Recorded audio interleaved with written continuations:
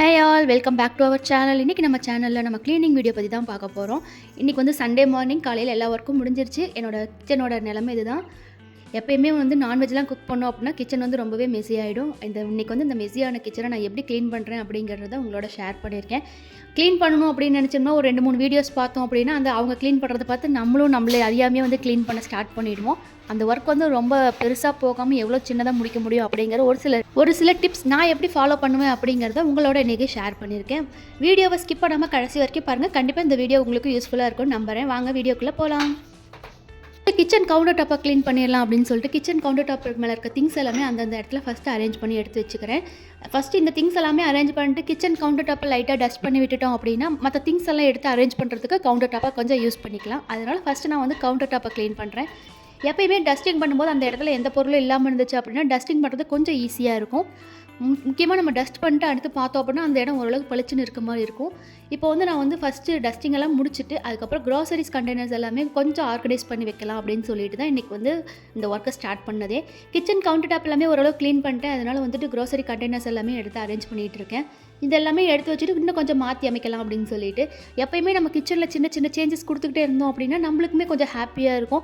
நம்ம போய் உள்ளே செய்யறதுக்கான ஒரு நல்ல மூடை க்ரியேட் பண்ணுறதுக்கு இந்த மாதிரி சின்ன சின்ன விஷயங்கள் நம்மளுக்கு வந்து ரொம்பவும் ஹெல்ப் பண்ணும் அப்படிங்கிறதுனால இன்றைக்கி க்ரோசரி கண்டெய்னர்ஸ் எல்லாமே மாற்றி எடுக்கலாம் அப்படின்னு சொல்லிட்டு அதெல்லாம் எடுத்துக்கிட்டு இருக்கேன். கிச்சனை எப்பயுமே ரொம்ப க்ளீனாக வச்சுக்கிறது ரொம்பவுமே நல்லது. பார்க்குற நம்மளுக்கும் ரொம்ப சந்தோஷமாக இருக்கும். அங்கே வாசம் செய்கிற அன்னலட்சுமிக்கும் வந்து அது ரொம்பவும் பிடிக்கும். அப்படிங்கிறதுனால முடிஞ்ச அளவுக்கு கிச்சனை ரொம்பவே நல்லா மெயின்டைன் பண்ணணும். நான் க்ராசரிஸ் அரேஞ்ச் பண்ணியிருக்க பாட்டில் எல்லாமே எடுத்து கவுண்டர் டாப்பில் வச்சுட்டேன். அது எல்லாமே லைட்டாக வைப்ஸ் வச்சு தொடச்சி எடுத்துக்கிட்டோம்னா போதும்.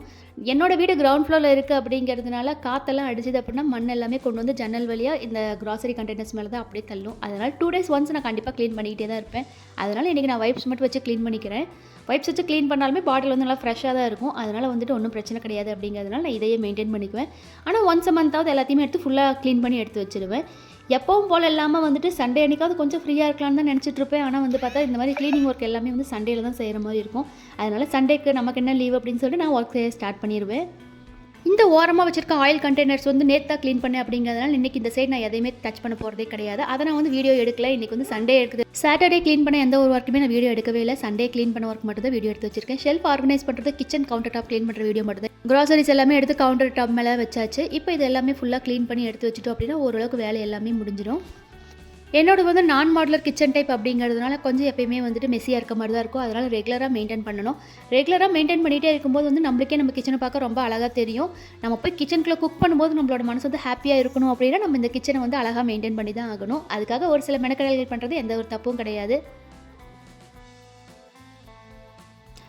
ஃபஸ்ட்டு கல்யாணம் புதுசில் எல்லாமே இந்த பாட்டில் கண்டெய்னர்ஸ்லாம் கொஞ்சம் யூஸ் பண்ணுறது கஷ்டமாக தான் இருந்துச்சு. ஆனால் இப்போ வந்து கிளாஸ் கண்டெய்னர்ஸ்லாம் வச்சா கிச்சன் ரொம்ப அழகாக இருக்கும் அப்படிங்கிறதுனால ஓரளவுக்கு எல்லாமே நான் ரீப்ளேஸ் பண்ணி கிளாஸ் கண்டெய்னர்ஸாகவே கொண்டு வந்துட்டேன். இதில் வந்து என்ன ஒரு பிரச்சனை அப்படின்னு பார்த்தா எல்லாமே ரொம்ப கேர்ஃபுல்லாக ஹேண்டில் பண்ணணும். கொஞ்சம் வந்து கேர்லெஸ்ஸாக இருந்தோம்னாலுமே அது உடஞ்சிரும். எப்போ உடஞ்சாலுமே வந்து அது வந்து கொஞ்சம் க்ளீன் பண்ணி எடுக்கிறதுலாம் கொஞ்சம் கஷ்டமாயிடும். அதனால் எப்பயுமே ரொம்ப கேர்ஃபுல்லாக இருக்க வேண்டியதாக இருக்கும். ஷெல்ஃபை வந்து சும்மா வைப்ஸ் வச்சு தான் க்ளீன் பண்ணியிருந்தேன். லாஸ்ட் டைம் க்ளீன் பண்ணும்போது பேக்கிங் சோடா, வினிகர் எல்லாமே போட்டு நல்லா ஹாட் வாட்டரில் வந்து நல்லா தொடச்சி எடுத்துட்டேன் அப்படிங்கிறதுனால இந்த டைம் வந்து லைட்டாகவே சும்மா எடுத்துட்டேன். இங்கே வந்து பள்ளித்தொல்லை கொஞ்சம் அதிகமாக இருக்குது அப்படிங்கிறதுனால இது எல்லாமே அரேஞ்ச் பண்ணிட்டு 2-3 பாய்ச்ச குண்டு அங்கங்கே போட்டு வச்சிருவேன். அந்த ஸ்மெல்லுக்கு அந்த இது பூச்சி வரதில்லை அப்படிங்கிறதுனால அதை நான் ரெகுலராக பண்ணிக்கிறது. இந்த க்ராசரி கண்டெய்னர்ஸ் எல்லாமே நான் ஆல்ரெடி அரேஞ்ச் பண்ணி தான் வச்சிருக்கேன். அதனால் ஷெல்ஃபை மட்டும் க்ளீன் பண்ணி எடுத்து வச்சிட்டோம் அப்படின்னா இதை அப்படியே எடுத்து வச்சிடலாம்.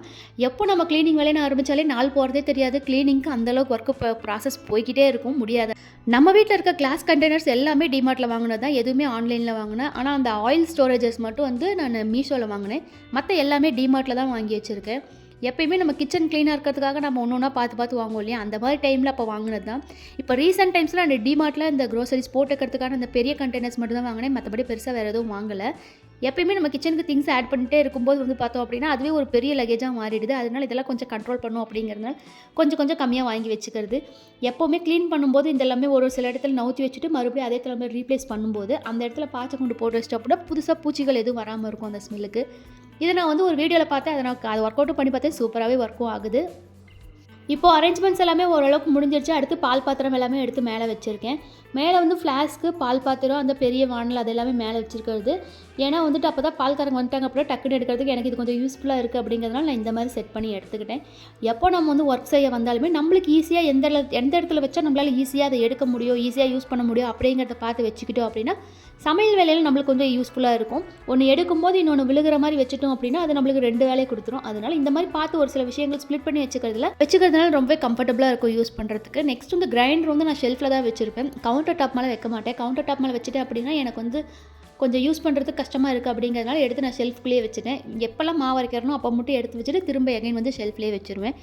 நெக்ஸ்ட் இந்த ஸ்டாண்டில் வந்து டெய்லி காஃபி குடிக்கிற கப்பு, அந்த சின்ன சின்ன கப் எல்லாமே இதில் தான் வச்சுருப்பேன். ஆனால் இந்த டைம் அது எல்லாத்தையுமே எடுத்துகிட்டு இந்த மாதிரி அயன் தவா எல்லாத்தையுமே இதிலே செட் பண்ணிடலாம் அப்படின்னு சொல்லிட்டு ஆல்ரெடி பிளான் பண்ணி வச்சுருந்தேன். அதே மாதிரி கரெக்டாக எடுத்து வச்சுட்டு இந்த மாதிரி எல்லாத்தையும் ஒரே சைடாக எடுத்து வச்சுட்டோம் அப்படின்னா எதை எங்கே இருக்குன்னு தனித்தனியாக தேட வேண்டிய அவசியம் இருக்காது. வேணுங்கிறத டக்குன்னு கரெக்டாக எடுத்துக்கலாம். அதுக்கு வந்து இந்த ஷெல்ஃப் வந்து இந்த ஸ்டாண்டு கரெக்டாக இருந்துச்சுங்கிறதுனால நான் யூஸ் பண்ணிக்கிட்டேன். இந்த ஸ்டாண்டு, நெக்ஸ்ட் வந்து அந்த கிளாஸ் கண்டெய்னர் ஸ்டோர் பண்ண ஸ்டாண்டு, அதுக்கப்புறம் வந்து ஆயில் பாட்டில்ஸ் இருக்க ஸ்டாண்டு 3மே ஷாப்ஸியில் வாங்கியிருந்தேன். ஃபஸ்ட் டைம் ஷாப்ஸியில் ஆர்டர் பண்ணும்போது 437 இருந்துச்சு. அதுக்கப்புறம் அவங்களே கேன்சல் பண்ணி விட்டாங்க. எகைன் நான் ஆர்டர் பண்ணும்போது 457 இருந்துச்சு. ஷெல்ஃப் இருந்தால் கரெக்டாக இருக்குன்னு சொல்லிட்டு நான் ஆர்டர் பண்ணி எடுத்துக்கிட்டேன். அடுத்து கரண்டி எல்லாமே தனித்தனியாக எடுத்து வச்சாச்சு. இந்த கரண்டி எடுக்கும்போது போல வர சத்தம் மட்டும் எனக்கு வந்து ரொம்ப பிடிக்கும். அதனாலே வந்து 2-3 டைம் வேணுமே போட்டு எடுப்பேன்.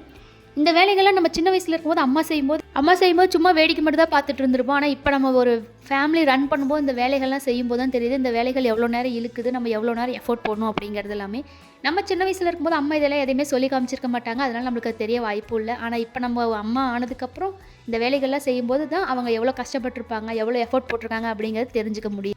கிச்சன் கவுண்டர் டாப் ஃபுல்லாக க்ளீன் பண்ணியாச்சு. அடுத்து வந்து ஷெல்ஃப்மே ஓரளவுக்கு ஆர்கனைஸ் பண்ணி எடுத்துட்டேன். என்னோடது கிச்சன் வந்து சின்னது அப்படிங்கிறதுனால அடிக்கடி இந்த மாதிரி க்ளீன் பண்ணி வச்சுக்குவேன்.